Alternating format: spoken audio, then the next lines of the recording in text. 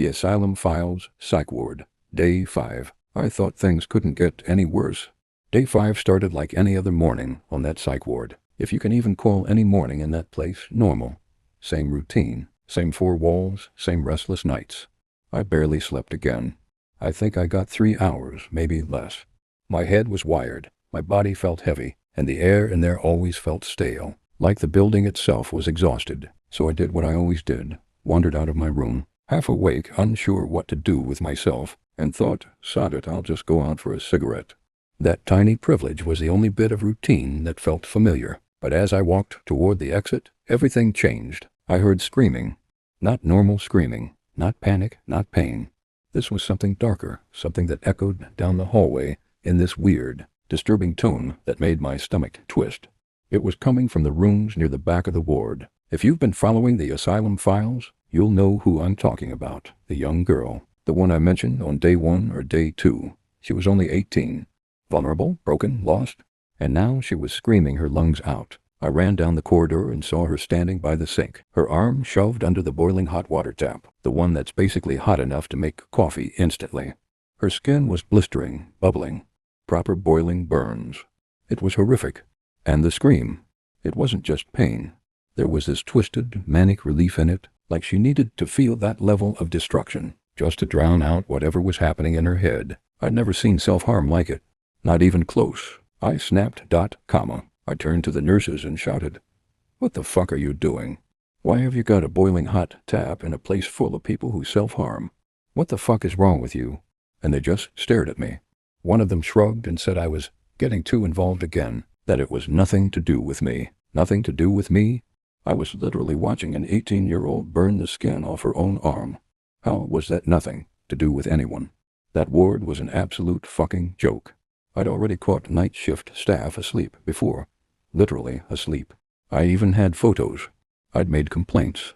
Nothing changed. No one cared. They eventually dragged the girl away and rushed her out, with 4 guards to the main hospital. The proper A&E bit. The whole thing felt surreal. 1 minute I'm half asleep. The next I'm watching someone destroy their own arm while the people paid to look after her just stand around doing fuck all. After that chaos, I went outside for my cigarette because I needed air. Proper air. But even stepping outside felt like I needed permission, like a kid earning loyalty points. That's what it felt like, honestly. They called them privileges, but it was basically the same energy as collecting stamps at a petrol station. Except instead of a free coffee, you get 20 minutes of daylight and a supervised smoke. Earlier that morning, I'd seen one of the doctors, and she asked how I was coping. I told her straight, this place was insane. She said loads of people come in thinking they don't belong there, then realize the ward itself is a bigger shock than whatever got them sectioned in the first place. And she wasn't wrong. That place changed me. You don't walk out the same person who walked in. You carry it with you. The sounds, the smells, the stories you witness. That's why I'm telling mine.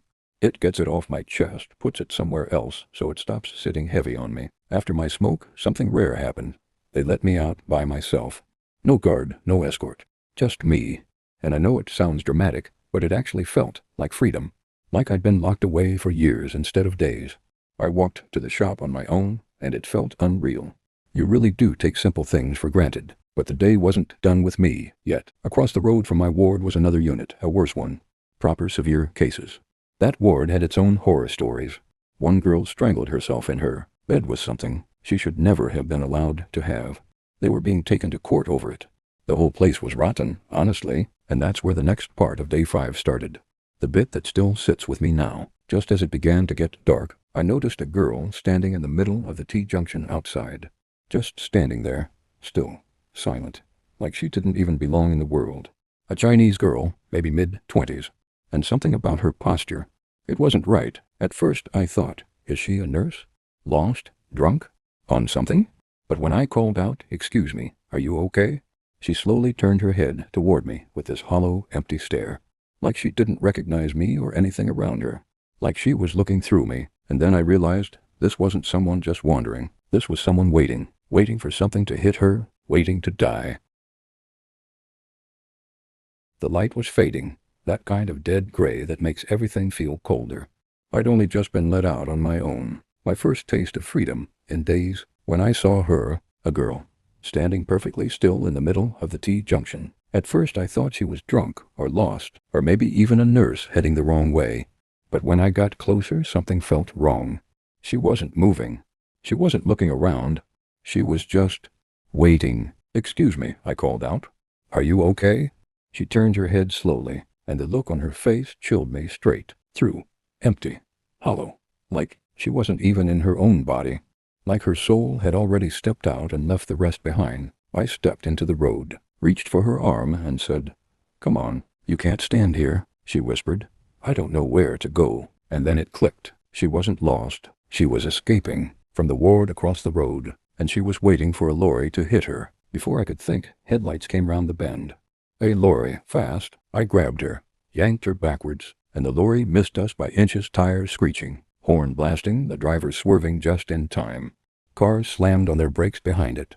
Chaos everywhere. I shoved her onto the pavement, shielding her with my own body because she was barely reacting. Dead weight, silent, gone inside herself. Within minutes, police cars arrived, nurses, managers, the whole lot. They pulled her back toward the opposite unit, but before she left, she grabbed me and hugged me so tightly it winded me. "Am I going to be in trouble?" she whispered, and the look in her eyes, it absolutely broke me. I told her she wouldn't. I told her she was safe. I told her someone cared, even if it was just some random bloke from the other ward, who shouldn't have even been outside. When I walked back into my own unit, the staff were buzzing. Managers coming down, shaking my hand, telling me I'd saved her life. Calling me a hero, but I didn't feel like a hero. I felt shaken, rattled, changed. That was day 5, and trust me, things only get darker from here. Can't wait for day 6.